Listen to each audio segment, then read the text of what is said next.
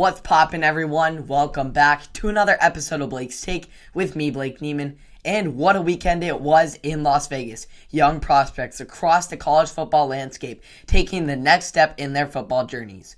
Many struggling franchises got a humongous boost from this draft class and players that can help these teams start to turn the corner towards better days. Both teams from New York drafted really well and made significant additions in the first round. Starting with the Jets, who were able to land arguably the best cornerback and wide receiver, as well as possibly the steal of the draft, all in one. The first guy they took off the board was Ahmad Sauce Gardner out of Cincinnati. Then at number 10, they snagged Garrett Wilson right out of Ohio State, immediately following the Saints, who took his teammate Chris Olave at number 9. Then the Jets traded back in the draft and were still able to select Florida State pass rusher Jermaine Johnson, who by many was a projected top 10 pick, but was able to fall to the Jets later on in the first round. The way the Jets managed to land 3 of possibly the 10 best in the draft class in the first round is quite impressive. But the Jets weren't the only team celebrating in New York, as the Giants landed 2 of the top prospects on both sides of the ball. With the number 5 pick, the Giants took an edge rusher from right here in Oregon in Kayvon Thibodeaux, who was a former number 1 overall high school recruit and at one point was viewed as the consensus number 1 pick in the NFL draft. On the offensive side of the ball, the Giants will get some much needed help on the line in 6'7", 337-pound Evan Neal out of Alabama. Another member of the NFC East in the Philadelphia Eagles also had a great draft, not so much in terms of drafting, more so in being able to acquire Titans receiver A.J. Brown in a blockbuster deal during the draft. But it's called the NFL Draft for a reason and not the NFL Trade Commission, and the Eagles continue to score, landing big boy defensive tackle Jordan Davis out of the national champion Georgia Bulldogs. But that wasn't the only dog the Eagles landed. The Eagles then got my steal of the NFL draft and the leader of the championship defense in Nakobe Dean in the 3rd round. In general, the University of Georgia was a huge winner here, as they were well recognized for the championship efforts they put in this past season, as 15 Bulldogs were drafted in all, including the number 1 overall pick in Trayvon Walker.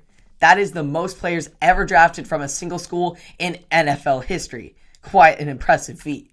For a conference that was once regarded as the NFC least, they are really starting to change the narrative surrounding them, and this draft may just help they take these teams to the next level. But it wasn't just offense and defensive players seeing their dreams come true. Plenty of special teamers were getting their name called as well.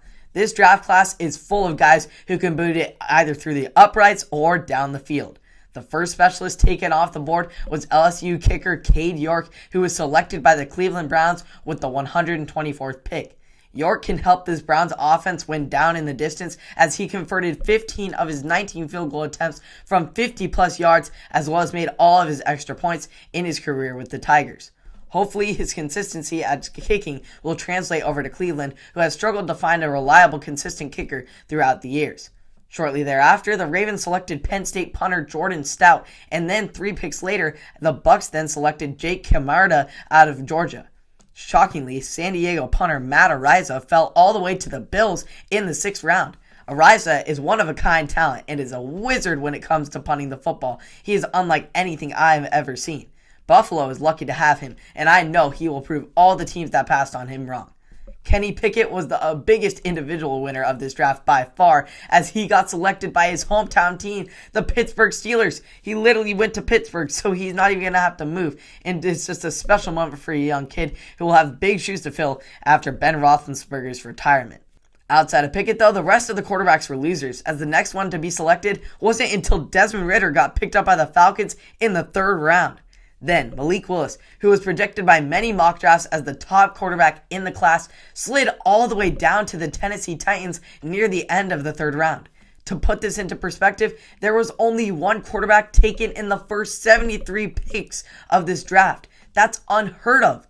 But as history has shown, a quarterback doesn't need to be a first-rounder to succeed in this league, as made clearly evident by former 6th-round pick and NFL GOAT Tom Brady.